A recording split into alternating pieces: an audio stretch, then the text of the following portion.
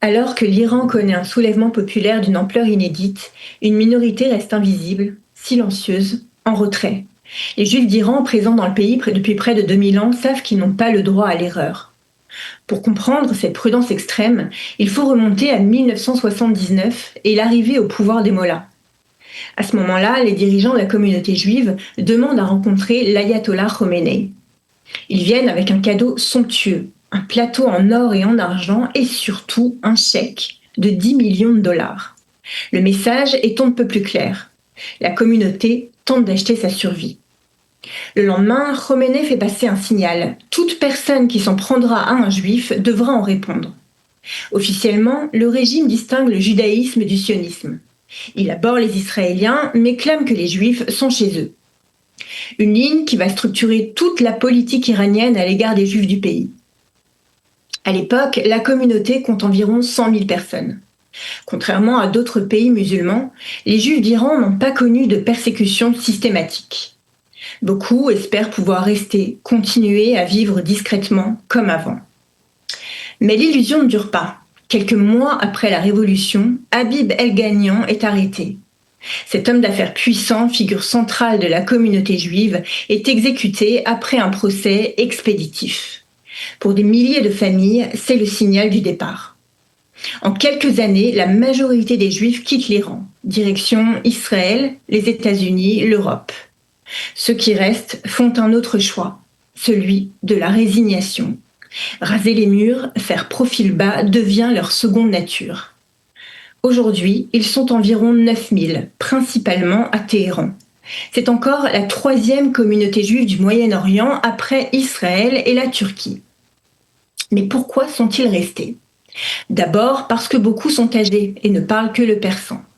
Ensuite, parce que les conditions du départ se sont compliquées au fil des ans. Et enfin, parce que nombre d'entre eux sont relativement aisés, même si cette réalité a encore évolué ces dernières années avec la crise économique. Commerçants, bijoutiers, entrepreneurs, quitter l'Iran, ce serait perdre l'essentiel de leurs biens. La situation de ces Juifs nous rappelle à quel point l'humain sait s'adapter au pire et apprendre la survie pour la vie elle-même. Leurs compatriotes immigrés en Israël désespèrent de les convaincre de venir et ont même multiplié les incitations financières, promettant 10 000 dollars à chacun dès leur arrivée pour les aider à s'installer. Mais rien n'y a fait. En apparence, la vie communautaire existe en Iran. Synagogues, écoles, produits cachers, mariages, bar mitzvah. Le régime met en avant son respect des minorités. Les Juifs ont même un député au Parlement et des sites religieux comme le tombeau de Mordechai et Esther sont rénovés avec l'argent de l'État. La vitrine est belle, mais cette tolérance est conditionnelle. Elle repose sur une règle absolue, le silence. Pas de politique, pas de critique, pas de slogan, pas de manifestation, surtout pas. Les Juifs d'Iran savent qu'ils sont observés, ils savent que la moindre ambiguïté peut leur coûter très cher. Alors ils s'adaptent. En public, ils affichent leur haine d'Israël, non par conviction, mais par instinct de survie. Dans les synagogues, cependant, les prières restent tournées vers Jérusalem. Mais cela ne sort évidemment jamais des murs. Le régime iranien a très tôt compris l'intérêt de cette distinction entre Juifs et Israël. Elle lui permet de se présenter comme fréquentable à l'international tout en faisant d'Israël son ennemi numéro 1. Une stratégie de communication redoutablement efficace, les pères de la révolution islamique avaient compris avant tout le monde, avant même la gauche radicale ou le BDS, l'intérêt de distinguer l'antisionisme de l'antisémitisme, histoire de montrer patte blanche à l'international, tout en s'attelant tranquillement à nuire à Israël.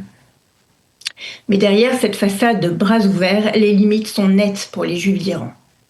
Ils ne peuvent pas travailler dans la fonction publique, ni dans l'armée, ni dans certains secteurs universitaires. Ils ne peuvent pas voyager en Israël et en cas d'affrontement direct avec l'État hébreu comme ces derniers mois, ils sont les premiers dans le viseur du régime. Arrestations, tortures et parfois pendaison. Dès que le régime se sent menacé, la fameuse distinction entre judaïsme et sionisme vole en éclats. Aujourd'hui, alors que le régime vacille face à une contestation populaire massive, les Juifs d'Iran restent immobiles, invisibles, mais comme tout le peuple iranien, ils attendent leur heure. et prient de toute leur âme pour qu'Israël ou toute autre nation de bonne volonté leur vienne en aide.